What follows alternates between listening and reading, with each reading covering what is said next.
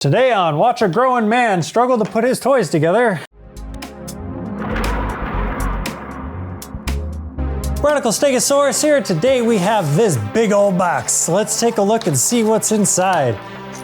This box came from NECA, so I have a pretty good idea of what it is, but you never know. And we have Shredder's Throne. So this, there we go. And we have Shredder's Throne. So this was a very interesting piece that NECA decided to make.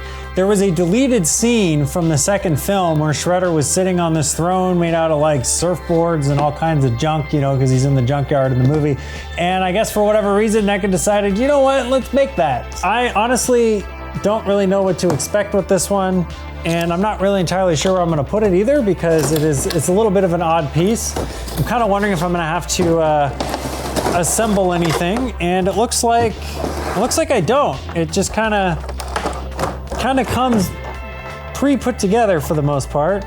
Looks like maybe the barrels have to be, never mind, I lied. I do have to assemble things. But it doesn't look too complicated. So this was one of those things that they kind of ghost dropped, really. It was shown at one of the comic book conventions, I don't remember which one, and then it just kind of popped up on the website one day. I don't think it was terribly popular, to be honest with you, and I mean, you can kind of see why. It's a pretty niche piece, but I am happy with the commitment that they have to, you know, releasing things even if it doesn't seem like a huge portion of the fan base is interested in it, because you're always gonna have some fans that are interested in it, and I happen to be one of those fans. No instructions, because they assume that I am intelligent enough to figure this out.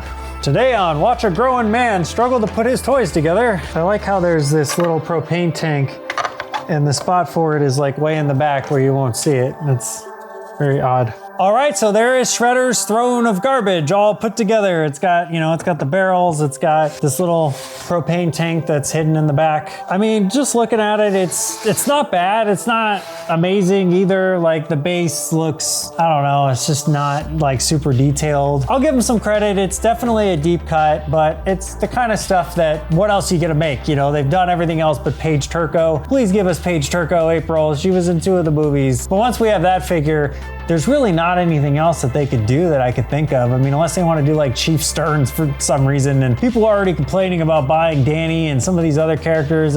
Judith Hogue April didn't really sell super great, so it's not like anyone's gonna be chomping at the bit for Danny's dad, Charles. Anyways, let's see what this throne looks like when we actually get one of our Shredders in it. So I have 2 Shredders from Secret of the Ooze here. I got one without his mask on and one with the mask on, because when you collect like I do, you buy 2 figures for really silly reasons. But let's see how he sits and how he looks on the throne. And there we go, so there he is, sitting in his throne, ready to drink some ooze and turn into Super Shredder. Speaking of, let's see what Super Shredder looks like in the chair, because I also have him here as well. Okay, so I will say he's a little wide for the chair, and he fits okay in there. He doesn't fit great. Anyone else think Super Shredder kind of looks like Lord Humongous from the Road Warrior movie? I don't know, maybe it's just me, but he's got that vibe going with him, except, you know, obviously he's wearing clothes. Overall, I would say that this is an interesting piece to add to your collection if you have the space for it. If you're a huge fan and you want to have everything, you're a completionist, definitely recommend picking this up. If you're not somebody who cares about stuff that wasn't in movies, you're not really looking to get every single thing that's in the line, I think you could pass on this, honestly. Like, it's not that amazing. It's okay. It takes up a lot of room for what it is, and I don't even know like where this thing's gonna go in my cabinets. So like I said, really honestly, how much you want this is gonna depend on how into the movie line you are, how into collecting everything you are. Anyways, that's just my opinion. Did you pick one of these up? If you did, let me know what your thoughts are down in the comments, and I'll see y'all next time.